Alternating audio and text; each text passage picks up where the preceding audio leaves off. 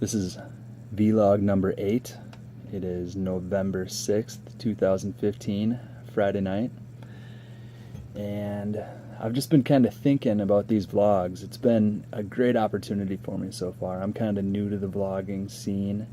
I'm just kind of getting into it, but I think it's been a really good way for me to kind of solidify what I'm thinking about throughout the day, and given me a chance to take notes and kind of create a story about my day. Even if it's just a story from me, it's a great way to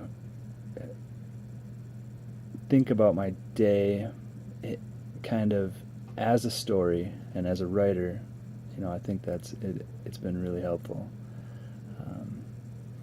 I've been thinking about it, and I've been thinking about the best way to try to not only utilize this vlog, but also to kind of give it some focus and a little bit of meaning. So I've decided to kind of segue this into a project where I'll be working this in conjunction with another project.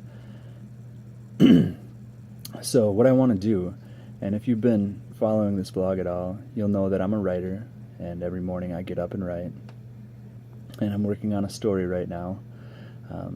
I would like to add another book into the mix that I'll be working on, and it's going to be called The Art of Real.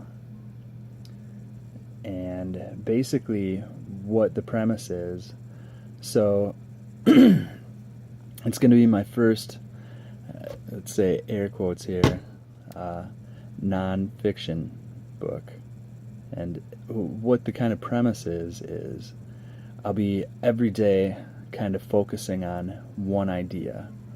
And I kind of have a draft already, and it's basically just going to be kind of focusing on a thought, like focusing on happiness, or focusing on jealousy or money, and the idea is kind of tell a story or give some guidelines to my kids. So if I were going to die, if I knew that I was going to die next year, what are the things that I would tell my kids that I've learned so far as a 38-year-old man coming of age in this world, and just kind of what I think, of the world, and just the things that I've found helpful along my journeys. And maybe you're into it, and maybe you're not, but I'm kind of looking forward to it. And like I say, it'll give me a little bit of focus for this vlog, instead of just abling upon things. And I want to give myself a little room within the vlog to do that. I think I'm going to commit 5 days a week to doing The Art of Real, and maybe a couple days in there either to take off just in case, just in case, for whatever the reason. I want to give myself a little bit of leeway. Or, if I have one of those nights, I'll just be able to do some free form. I don't know. And I'm sure I don't know. I haven't decided on a format or anything, but I'm kind of excited about this new thing. So my idea is that I'll spend about a half a year. So my birthday is next April, and I'll turn 39. And I want to have at least the first draft of this new project done by April. So I'm laying it out there, right there. There it is, throwing down the gauntlet. And yeah, it'll just give me one more thing. I always kind of imagined that when I was a full-time writer someday, that what I would do would be I would write fiction in the morning, and I would write nonfiction in the afternoon. And the way that I'm doing this is still going to be that. The only difference is that I still have my other jobs while I do this. But you know, I I can't just sit around forever and wait for the right opportunity. I got to take it. This is it. You know, this is my life. I got to grab it by the reins. So, here we go. Today was a beautiful day here in Wisconsin. I don't know, in the mid 60s, I'd say, sunny. I actually took the second half of the day off. First half of the day I made falconry bells for my dad. You might not know what that is. Nobody really does. Usually when I say I make falconry bells, everyone asks, what the heck is that? And my dad hunts with birds of prey, and he, when I was about 13, started making these bells that go on the birds that if you lose sight of them, you can still hear them. And I've been helping him out off and on since I was about 13.